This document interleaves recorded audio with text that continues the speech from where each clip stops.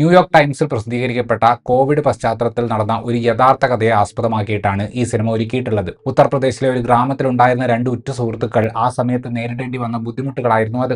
ഈ ഒരു സോഴ്സ് മെറ്റീരിയലിന് നല്ലൊരു ബാക്ക് സ്റ്റോറി ബിൽഡ് ചെയ്യുക എന്ന പരിപാടിയാണ് സത്യം പറഞ്ഞാൽ നീരജ് ഗേവാൻ ചെയ്യുന്നത്. മൊത്തം കഥയുടെ ഏറ്റവും ഇമ്പാക്ട്ഫുൾ ആയിട്ടുള്ള ഒരു ചെറിയ ഭാഗം മാത്രമാണ് ഈ പറയുന്ന കോവിഡ് സമയത്ത് നടന്ന കാര്യങ്ങൾ. ആ ഒരു ഭാഗം നമ്മൾക്ക് അവർ ഉദ്ദേശിക്കുന്ന രീതിയിൽ ഫീൽ ചെയ്യണമെങ്കിൽ ആ രണ്ട് കഥാപാത്രങ്ങളെയും എല്ലാ തലത്തിലും പ്രേക്ഷകർ അറിഞ്ഞിരിക്കുക എന്നത് വളരെ ഇമ്പോർട്ടൻ്റ് ആണ്. ഈ രണ്ട് കൂട്ടുകാർ ജീവിതത്തിൽ പല രീതിയിലും നേരിടേണ്ടി വന്ന ചാലഞ്ചുകളെ നമുക്ക് മുന്നിൽ കാണിച്ചു തരാനാണ് സംവിധായകൻ സിനിമയുടെ നല്ലൊരു പങ്ക് ഉപയോഗിച്ചിട്ടുള്ളത്. ഈ ഒരു സമൂഹത്തിൽ സർവൈവ് ചെയ്യാൻ വേണ്ടി സ്വന്തം ഉള്ളിലെ അഭിപ്രായങ്ങൾ സപ്രസ് ചെയ്ത് ജീവിക്കുന്നവരാണ് നമ്മുടെ നായകന്മാർ.